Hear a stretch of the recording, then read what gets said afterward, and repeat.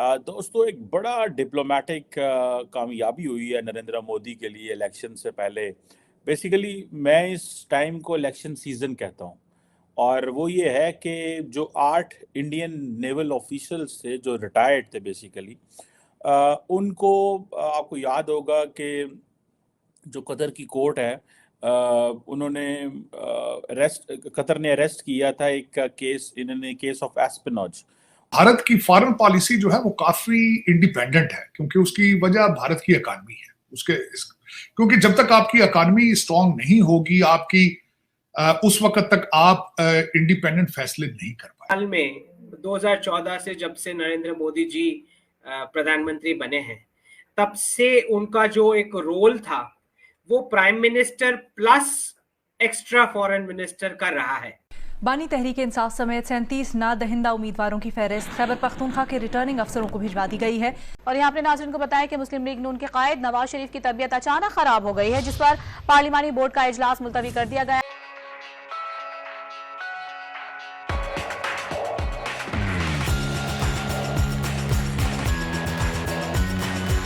और अब सुनने में आया है कि जो इंडिया की मिनिस्ट्री ऑफ एक्सटर्नल अफेयर्स भी ये कह रही है कि उनकी जो डेथ सेंटेंस है वो रिड्यूस कर दी गई है।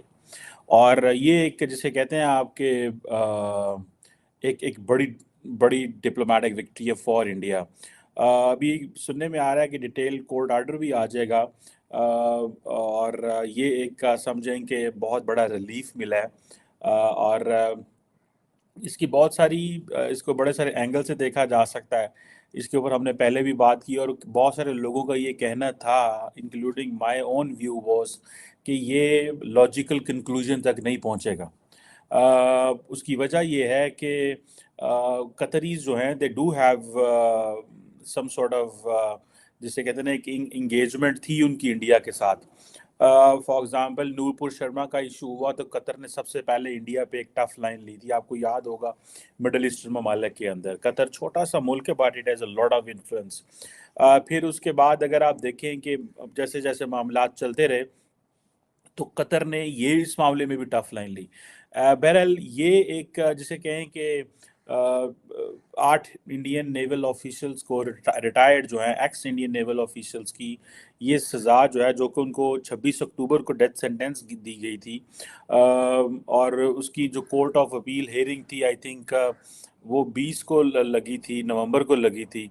हेयरिंग उनकी 23 को शुरू हुई और अभी सुनने में आ रहा है कि ये चीज़ें हुई हैं। आपको याद होगा कि फर्स्ट ऑफ जो थी, आई थिंक उसमें अमीर ऑफ कतर जो थे, 1 दिसंबर, if I am not wrong, अमीर ऑफ कतर जो थे उनकी दुबई में मोदी साहब से मुलाकात हुई थी। और मैंने तब भी ये कहा था, if you have been watching me, मैंने कहा था कि जो प्राइमरी एजेंडा था प्राइम मिनिस्टर मोदी के लिए कतर की अथॉरिटी से, वो यही था।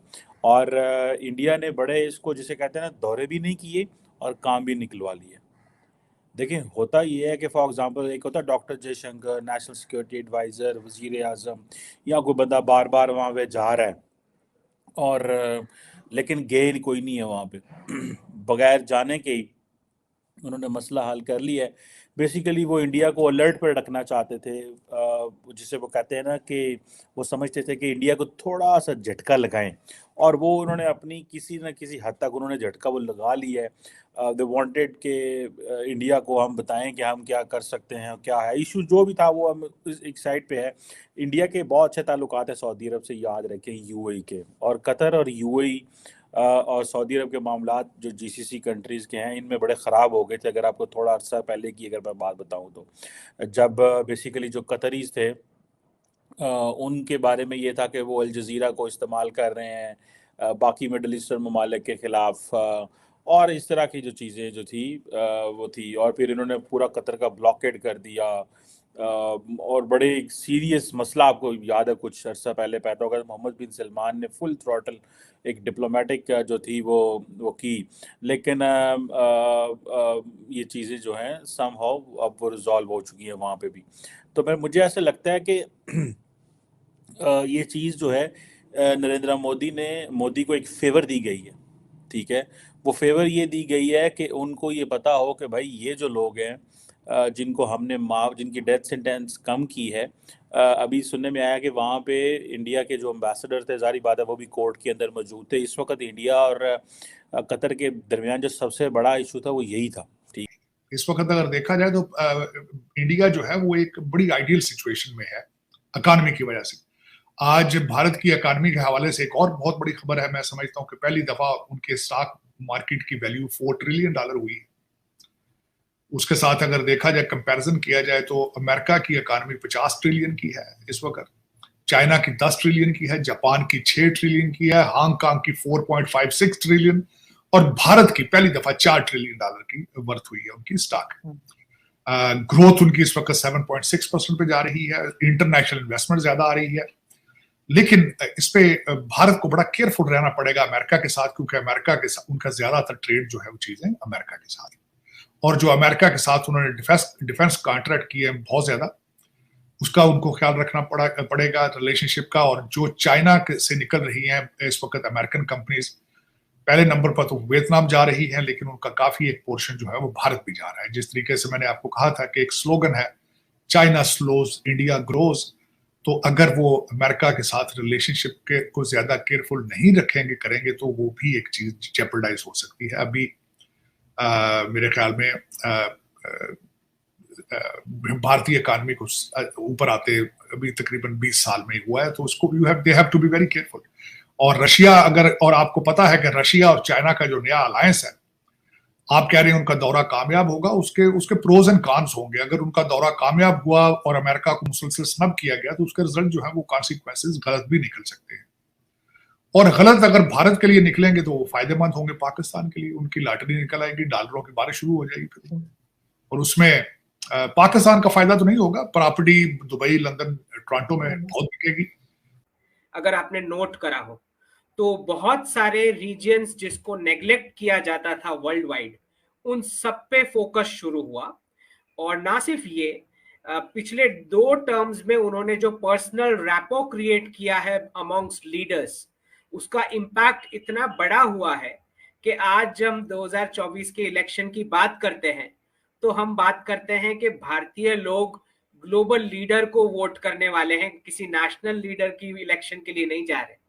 तो जब हम ये बात करते हैं तो हम एक जो प्रेडिक्शन मैंने ऑलरेडी 2030 का डाला है कि Indian foreign minister will be the strongest most powerful man on earth by 2030। मैं फॉरेन मिनिस्टर की बात कर रहा हूं, प्राइम मिनिस्टर तो आप भूल ही जाओ, राइट? उनसे तो मिलना ही भूल जाओ, ठीक है? तो 2030 तक हम जो ये गोल्स देख रहे हैं जियोपॉलिटिक्स के, जहां पे पिछले लास्ट 6 मंथ्स में आपने देखा है कि प्रधानमंत्री जी ने कैसे जयशंकर जी को प्रॉप अप किया है और खुद थोड़ा बैक सीट ले लिए हैं। तो अब जो है नेशनल लीडर्स को हमारे फॉरेन मिनिस्टर मिलते हैं, प्रधानमंत्री जी खुद नहीं मिलते। ये लास्ट 6 मंथ्स में ये चेंज आया है। ऐसा क्यों हो रहा है? ऐसा इसलिए हो रहा है क्योंकि भारत ने जितनी भी जिम्मेदारियां निभाई हैं वो P5 से भी ज्यादा निभाई है। चाहे वो कोविड वैक्सीन की बात हो या यूक्रेन रशिया कॉन्फ्लिक्ट रुकवा के वर्ल्ड के सिटीजन्स को वहां से इवैक्यूएट करने की बात हो, चाहे टर्की में अर्थक्वेक हुआ हो तो सबसे पहले कौन पहुंच गया उसकी बात हो। तो हर जगह जहां जहां विश्व को जब जरूरत पड़ी तो P5 से कहीं आगे बढ़ के भारत ने अपनी जिम्मेदारी निभाई है। और कोविड के दौरान जिस तरह हमने वैक्सीन और कोवैक्सीन प्लेटफॉर्म का जिस तरह से शेयरिंग किया 100+ कंट्रीज के साथ, भारत ने मना किया कि हम डेड बॉडीज के ऊपर प्रॉफिट बिल्कुल नहीं करेंगे, हम हमारी जेब से पूरे विश्व को बचाएंगे।